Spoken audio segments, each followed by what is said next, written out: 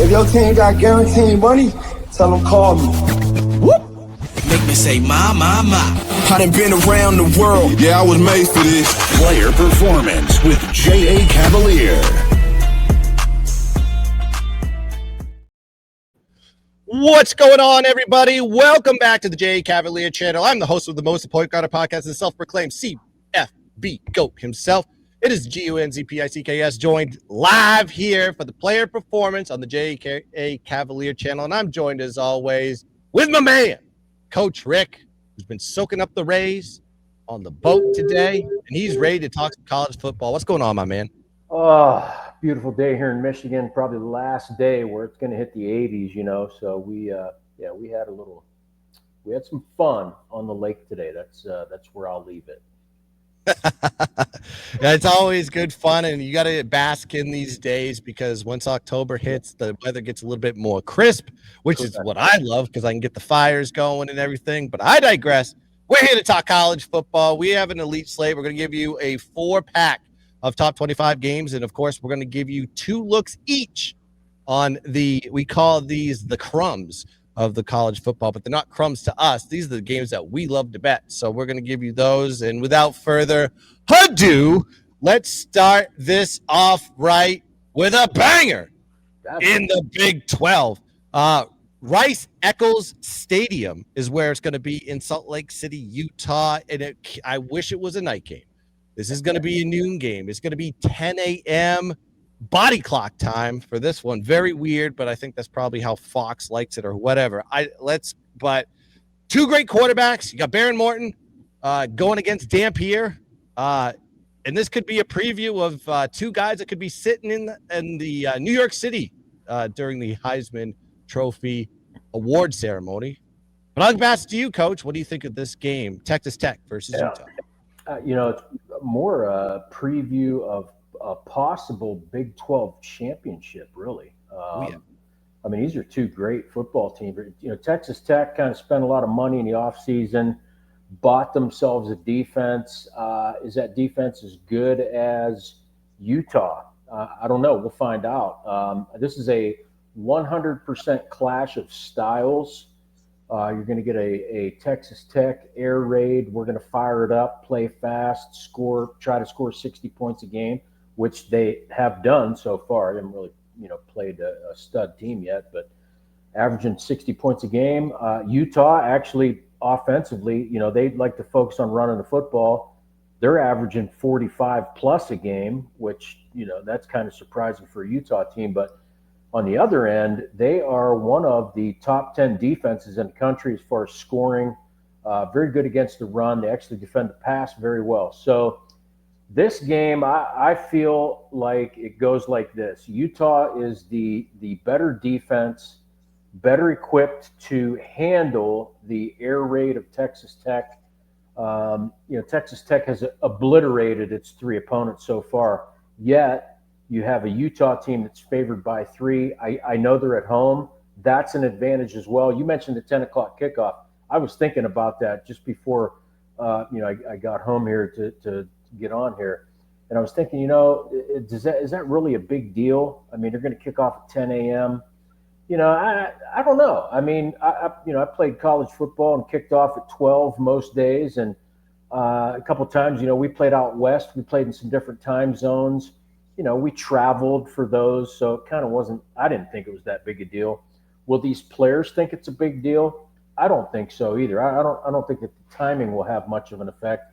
I think it's more the defenses. So in my estimation, I feel like Utah is the better defense here. I think they will be able to run the football, which will help them control the ball, keep it away from a deadly Texas Tech offense, and that allows them to win the game. As far as numbers go, at -3, I prefer Utah. I would take Utah -3, but I think I'd prefer to take them on the money line myself.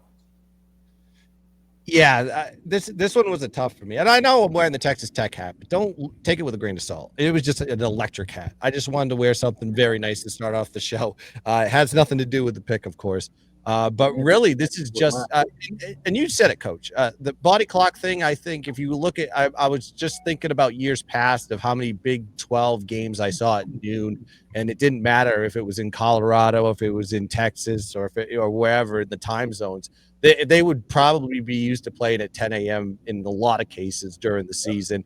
I actually just looked at the schedule again. I think TCU's playing at noon as well in TCU. So they'll get that shouldn't be the reason why you're capping this game. Both teams, it's the biggest challenge of the year so far. So tough to pick between these two quarterbacks, in my opinion, with Devin Dampier and Barrett Morton. I just want to see these guys go out there and ball. But I think you've got two great defenses that are kind of underrated going into this game.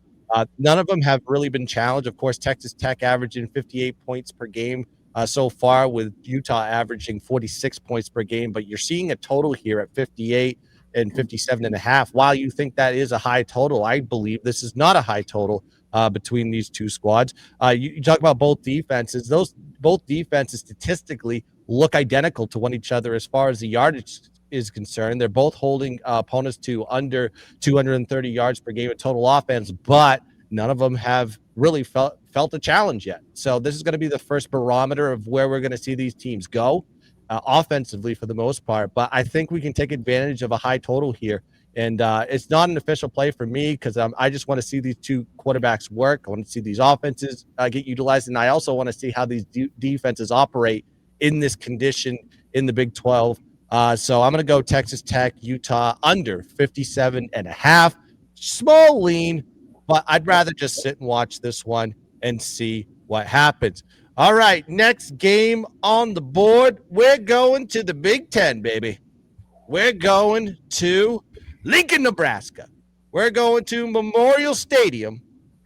3:30 p.m. is going to be the kickoff on this one, and another electric game. And, of course, this is the Matt Rule third-year rule. You know, he always performs well in the third year. Well, he's going to get a test there with the Michigan Wolverines, who, well, this will be their second challenge of the year, so they're already battle tested. I don't know about Nebraska, but I'll pass it to you, Coach. What do you think about this game, Michigan versus Nebraska? Yeah, tough one. I guess I kind of lean towards the home team. Michigan traveled to Oklahoma. We know how that panned out. When you have a freshman quarterback that travels, I'd prefer to take the guy that's a little bit more experienced and playing at home. You mentioned the year 3 deal with Matt Rule. Matt Rule at Temple, year 3, I think they were 10-4, AAC championship. Year 3 at Baylor, I think they had 11 wins, Big 12 title. I mean, it takes a while. He builds it up, and all of a sudden, boom. Nebraska's off to a great start. Have they played anyone? You could argue that they have or haven't. I like him at home. I don't think Michigan travels well, especially with the freshman QB. This one, it's kind of a dog number. I know isn't it 2.5? Is that right? Am I reading that right? Yeah, it was like 2.5 when I before the show. So Michigan, a road favorite at 2.5, and like I said, 2.5, kind of a dog number.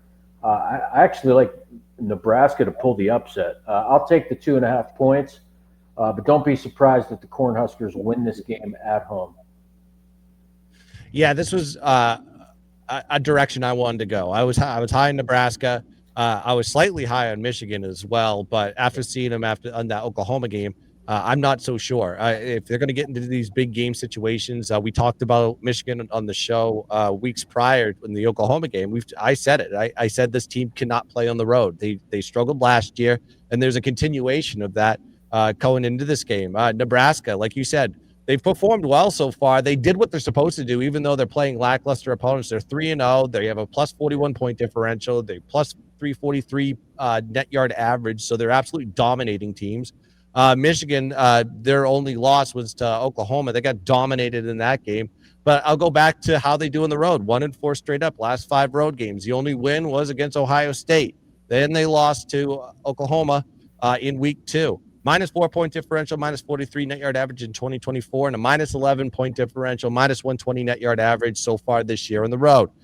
This is also very comfortable territory there for Nebraska. Third leg of a 4-game homestand. They're 7-2 straight up in their last 9 home games. But the worry here is I had revisionist history. I was very high on Nebraska in this same position last year. Big Ten opener, you get them at home. You already beat Colorado. You're already in this highs of highs window. You're undefeated. And then you go against an Illinois team. You're favored -9.5 in that situation. What happens? You screw up. You lose by 7. I believe it was in overtime too.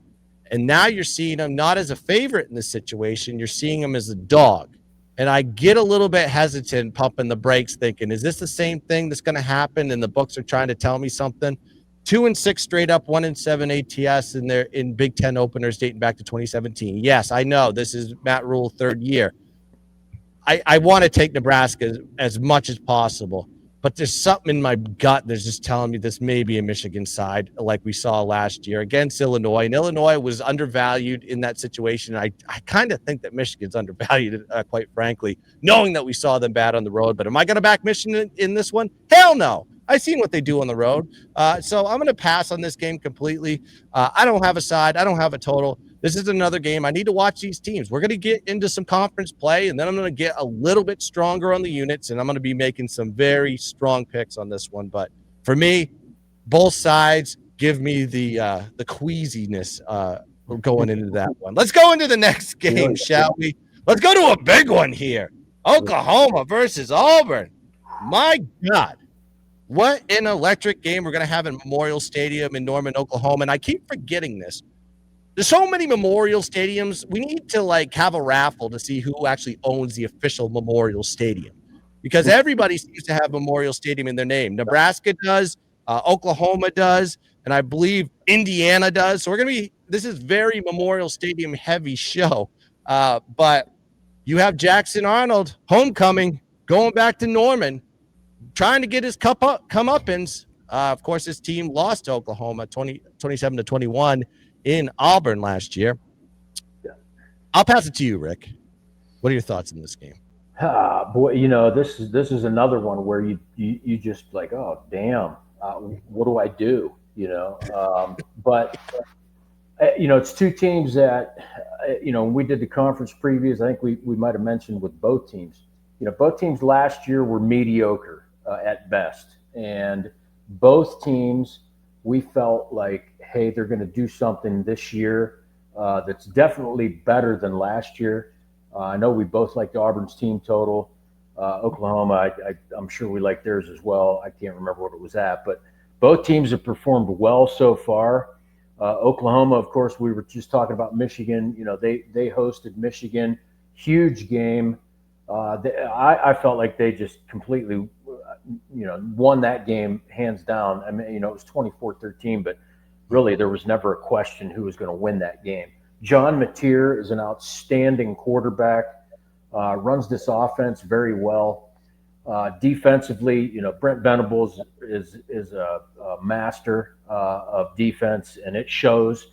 They're, I think pass yards, they're under 100 per game, as well as rushing yards per game, allowing less than 100.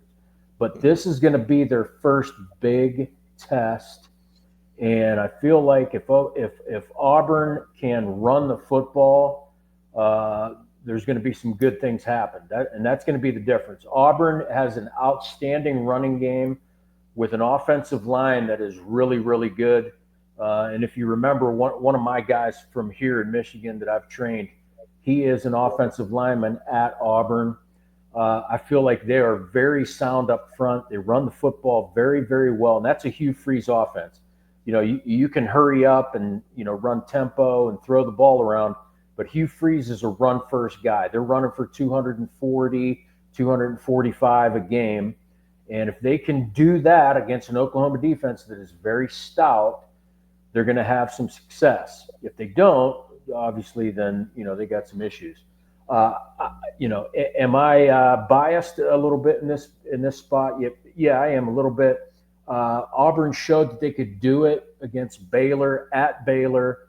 I think we're going to find out that Baylor's a little bit better than what they showed, which really they really actually played a pretty good game. They they failed in the red zone a couple of times. Otherwise, that opening game probably is a different outcome. But I feel like Auburn can do enough to cover here. I don't know if they can beat Oklahoma at home, but I feel like Hugh Freeze can have this group ready.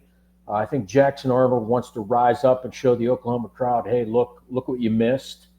And I think they can do enough to cover the 6.5. I like Auburn plus the points here. Yeah, this one was another tough one for me. I mean, this was looking at this one. Two teams that you like. You feel strongly about going into the season, right? Yeah. I think with Oklahoma, I couldn't get to their win total because of their schedule. Their schedule is so tough, and there's a lot of teams on there that want that pound of flesh from them, and it's going to be on the road in a lot of those situations. So that's going to be tough for Oklahoma. A big test on the road this year, but in this case, playing another big game. They're playing at Norman. Both teams are 3-0. Statistically, Oklahoma has the better numbers. Both teams have already had one sample size test, one in week 1, one in week 2. Oklahoma, though, I think is from an offensive perspective, they can beat you in the run game. They can beat you in the pass game.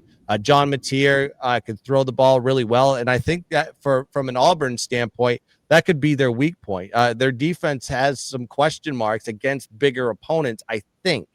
But I need to see a bigger sample size on this one. They gave up 483 yards of total offense to Baylor, but Baylor, great offense. I mean, they're gonna put up Sawyer Robinson and the boys there are gonna be putting up yards, but they gave up 419 passing yards to Baylor. That's a concern, knowing that Oklahoma can beat you in the passing game too with John Mateer. So if they're able to pass the ball efficiently down the field, even though Auburn can run the ball with Jackson Arnold and the running back core that they have in the backfield, maybe get a big run or two. I don't know if they're going to be able to keep up with that offense. It could come down to a possession at the end of the day. Am I going to say they're going to win this game? I kind of lean maybe Oklahoma is going to win this game if I had to pick one side or the other, but the spread, very interesting. It was 1.5 last year. Oklahoma was the dog on the road. Now they're a -6.5 point favorite at home. Usually you would see some sort of shortness to the line if it was going to be an Auburn spot in these situations. It's not. And I don't understand why. Maybe it's because the offense is the advantage here with the two defenses. And Oklahoma's defense just looked great against Michigan. Are they going to look great against Auburn? We'll have to see. I know I usually go with the defense over the quarterback in a revenge spot in most cases. That's kind of just how I've done things. So I'm leaning towards the Oklahoma side, but this may be another game I'm not even going to put on my card because I just want to see these teams play, and knowing it's a lot of the cases is going to be their first game in conference. They're playing with one another. I want to see how they act home versus away and get a little sample size before I jump on some of these big games. I'll let the public deal with this one. You guys figure it out. All right, let's go to the next game on the board. I love this game. Here we go with Signetti going against Illinois and Brett Bielema. This is going to be a big one in Memorial Stadium, Bloomington, Indiana, 7:30 p.m. It's a kick. It should be rocking in Bloomfield with the striped overalls and all the Hoosier love that's going to be going on there. I can't wait for this one. But I'll start with you, Coach. Illinois versus Indiana. Yeah, have you seen the spread on this lately? Yes. So this is another game. You're like, God dang. If you haven't noticed, when I looked at this game, it was Indiana -2.5. I looked, just checked here as we're on the air, -6. Something's going on. Don't know what it is, but here are my thoughts, my feelings. This is another one where you could simply be like, there's better value on the board. I'll just find something else because it's just too hard to figure out what I'm going to do. But as you all know, I played for Kurt Signetti's father. I know Kurt. I know what he's all about. I know the kind of program he runs. I love what he's done so far. Last week, I had a free pick for last week's game, Indiana, first half, to score a shitload of points. What'd they do? 41. And you look, and I say that because you look and you say, well, Indiana lost all these dudes, and well, they got Fernando Mendoza at QB, who is pretty damn good. He actually was out of the same class as the young QB that I have that's at Purdue right now, so I know him very well. I know who he is. I know what he can do. Elijah Surratt, great receiver. This is an offense that can kind of challenge last year. They still run the football like a champ, which that's what we did back in the day. It's what Curt Cignetti does now at Indiana. They want to run the football first, and they do, and they will. Now they're going to run it against Illinois. Brett Bielema, kind of built from the same cloth, Midwest guy. He's all about defense first, run the football. He just happens to have some really, really talented offensive players. Great quarterback. Luke Altmaier is awesome. Probably one of the more underrated guys in the country. He's got a running back, Caden Fagan, who, if you haven't seen this dude, go stand next to him. And if you looked like him, you'd walk around all day with a shirt off, because he's about 250 and ripped, and he's a running back. He'll come at you, and I think he'll have some success. They got great receivers. They're solid on defense. I don't know, 16, 17 returning starters from last year. They went to Duke and ripped them a new ass. So this is a great Illinois football team. When the line was 2.5, I kept thinking, this might be a spot where Illinois comes into Indiana and beats them. But now the line at -6 is telling me, I don't know. So because of that movement, really, I'm going to pass, because I'm not sure what I'd like to do in this game. And even total wise, both these teams play great defense, but they're also both outstanding on offense. So for me, this game right now is a coin flip. And like you said, I'll let the public deal with this one, and I'll find something else that has more value. Well, I'm gonna jump in. I'm gonna jump in on this one. I gotta go with my guy. I've been backing him for 4 years, and by God, I'm gonna back him again. He's back, baby. Cignetti time is where it's gonna happen here. This is a perfect spot for Indiana. When I saw the line and they were favored at home, and they were the lower ranked team over a team that's kind of ranked in the top 10 right now, I knew this was the perfect spot of where Cignetti would motivate his team and get them ready to go. They've done everything they were supposed to do. First big test of the year, I know, but they're doing what Nebraska's been doing, dominating their opponents. Plus 44 point differential, plus 37, 371 net yard average this year. Illinois 3-0. They had one kind of test, I guess, but the score didn't really tell the whole story. They went against Duke. They beat them 45-19, but they lost the yardage battle in that game. How do you lose a yardage battle when you crush a team by more than 3 scores, minus 19 net yards? It's because Duke turned over the ball 5 times, and Illinois turned that into 21 points. That's how. So take that with a little bit of grain of salt. Also, Indiana 9-2 ATS is a home favorite dating back to last year. Indiana is 4-1 straight up and 5-0 ATS last 5 meetings versus Illinois. But they did lose the last meeting 48-45 as a 4.5 point dog. And I think that was pre-Cignetti when that happened. I like I said, big red flag when you see a lower ranked team versus a top 10 team, and the lower ranked team is favored, and that number is skyrocketing. Grab it now. It ain't going down. They're going to try to get it as close to the 7 as possible, and maybe you'll see some buyback on Illinois. I'm not high on Illinois. I think the stock's going to drop on them quick. I watched every single possession against Duke. I thought Duke had good control of that game, and then you just fell apart. They crumbled. This won't happen to a Curt Cignetti team. I think they absolutely dominate this game by margin. Give me the Hoosiers. -6 as the play for the top 25. All right. We gave you 4 plays to pay the bills, or at least we gave you our thoughts on those games in the top 25. Let's talk about some games that we like outside the top 25. Let's talk about this game here. Coach, you love something about the Civil War with Oregon State and Oregon. Tell the people. Civil War, but I don't know if they can call it that anymore. Oregon State, God, this is a program that they're God. Anyway, they're going to resurrect the Pac-12. Maybe that'll help them out. But Oregon State just is not the program that it used to be. Oregon, on the other end, is pretty damn good. So here's what you do. All right, you take a look at a statistic called Havoc.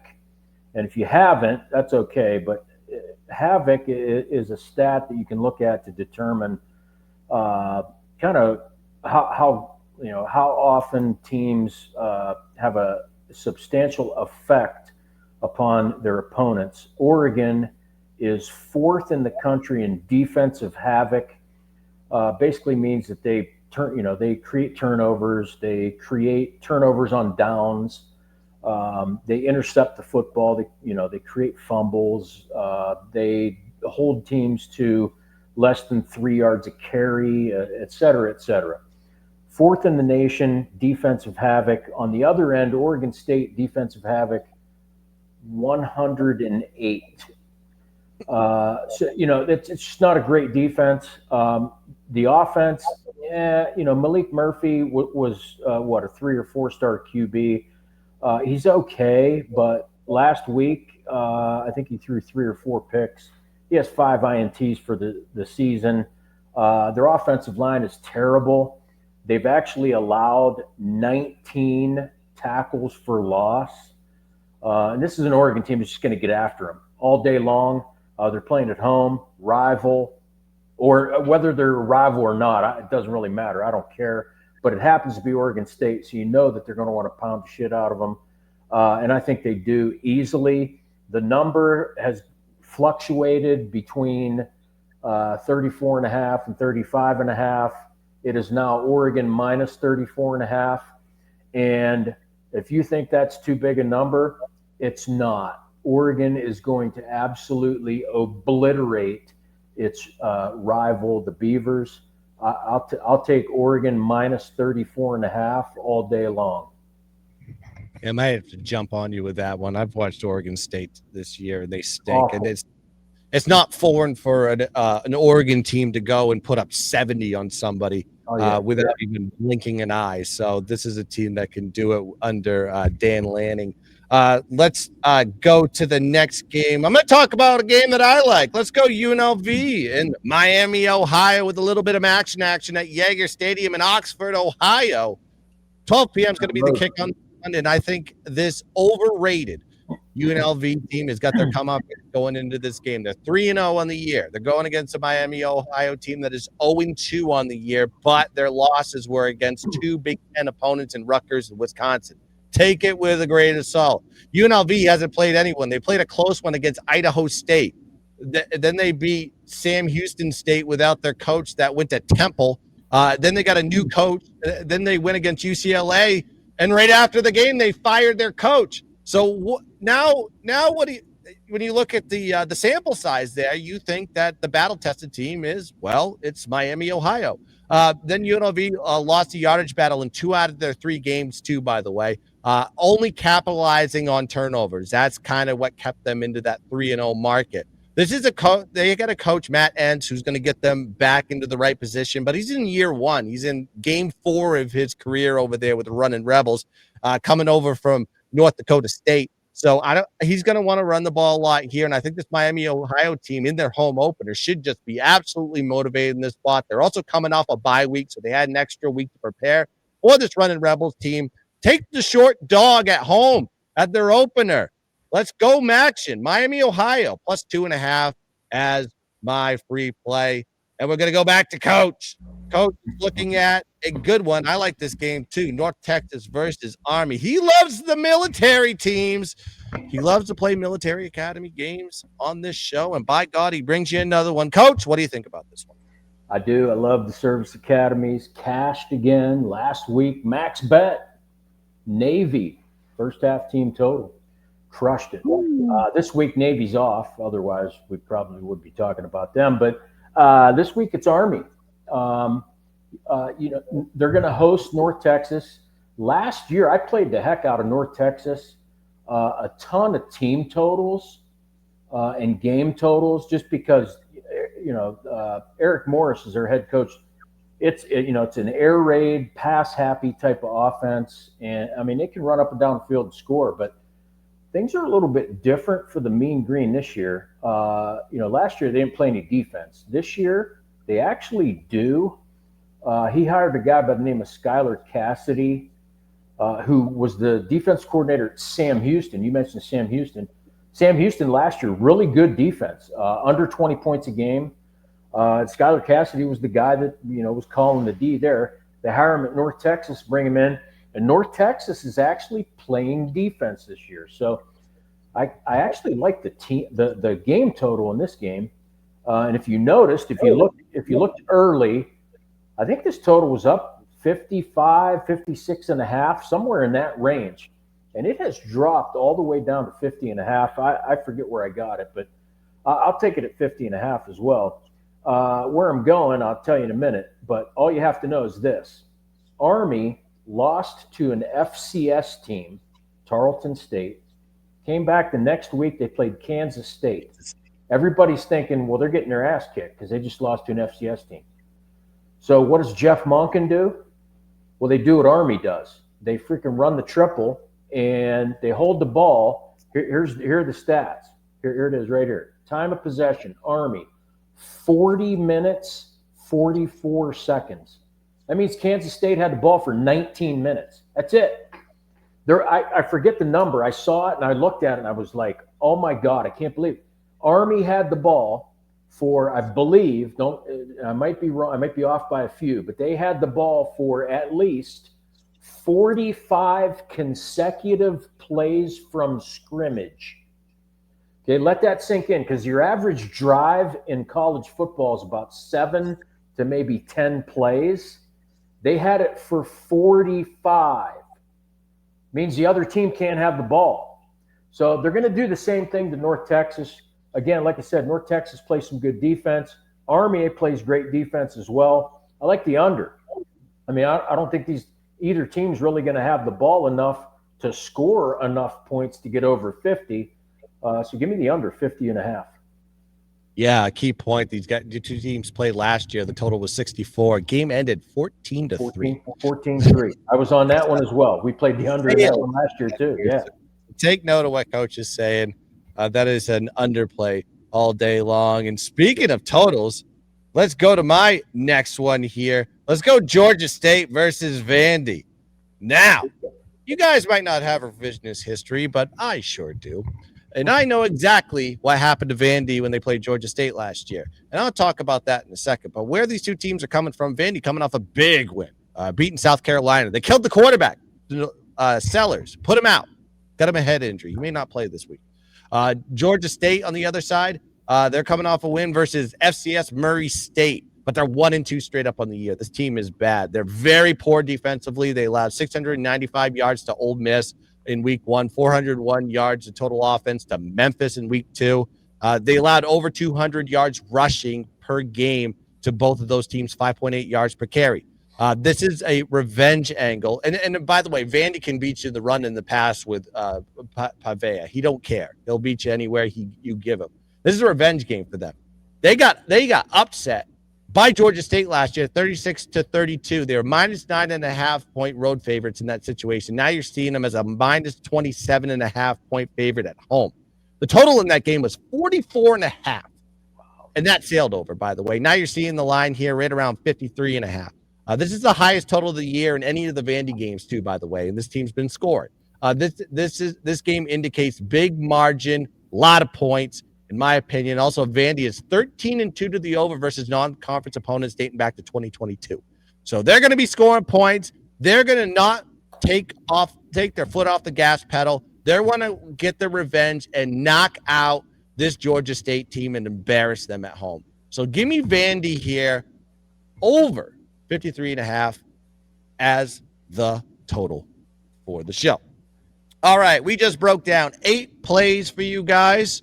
Well, maybe more than that if we took some different sides. But what you need to do, you need to like and subscribe to the J Cavalier channel. If you're watching this now, you're watching this later, you're watching this anytime. Please check us out on Instagram, Why Lose Coach and Why Lose Gunz. And then you can go find our Telegrams. The links are in our bio. And you can check out all the deals that we got in college football, baseball, Baseball's been heating up, getting towards the end of the season. Get some deals there. Coach has always got a max bet in there, and he puts his season on the line every time he puts one out daily. So go check that out and check out the college football stuff as well. Like I said, Coach is absolutely red hot in NFL. Hit my max bet last week. So everything we're doing over there at Why Lose, by God, you need to tail it. All right. That's going to do it here for the Player Performance College Football Week 4 edition. I am Gunz Picks. Let's cash some tickets. One last thing. Okay, go ahead. Sorry. Just so I can make you jealous. Okay. Saturday, I will be live in the Dome, as in the Golden Dome. I'll be on the sideline. Gunz, you can look for me. I'll be watching my boy Ryan Brown as Purdue takes on the Golden Domers at Notre Dame. I hope they lose by 100. I need a win. I need a win. I'll tell you, it ain't looking good, but I'll be there supporting my guy. Line went from 27.5 to 25 now. So that's a good indicator of BS going to happen for me. Great season. That's what I get for a great run last year, but that's going to do it for the early. Way to bum me out. Way to bum me out at the end of the show, but I will check you out. I tell you, South Bend is awesome. I haven't seen it since the renovation, but I got to go back there. That's going to do it here. Player Performance. Check us out. Week 4 edition. Hit the like button. Get into the comment section. Let's cash some tickets. Let's dominate the board. And, Coach. Giddy up. And let's keep dancing. Bye-bye. Cut my life into pieces. This is my last